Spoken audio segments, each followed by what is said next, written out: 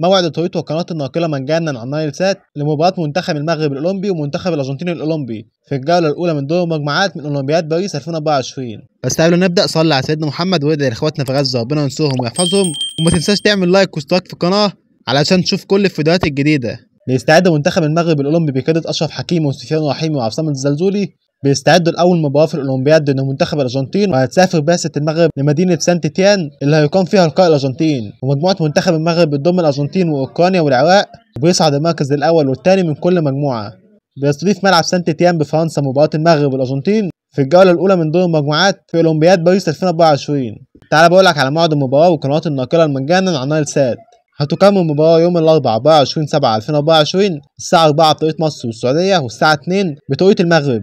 وتقدر تشوف المباراة مجانا على نايل سات، بس لازم ريسيفر اتش دي وتنزل قناة بين سبورت مفتوحة على نايل سات، وتردد القناة 11054 أفقي ومعدل الترميز 27500.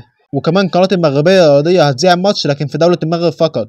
فالمهم انت في مصر او في اي دولة عربية تانية وعايز تتفرج على ماتش المغرب والارجنتين، يبقى الحل الامثل قناة بين سبورت مفتوحة بتعليق المعلق المغربي جواد بده. وكده تقدر تتفرج على ماتشات المنتخبات العربية في الأولمبياد مجانا على نايل سات. ما تنساش بقى تعمل لايك واشتراك في القناة، وقول لنا تتوقع ايه المنتخب المغرب في أول ماتش ليه في الأولمبياد.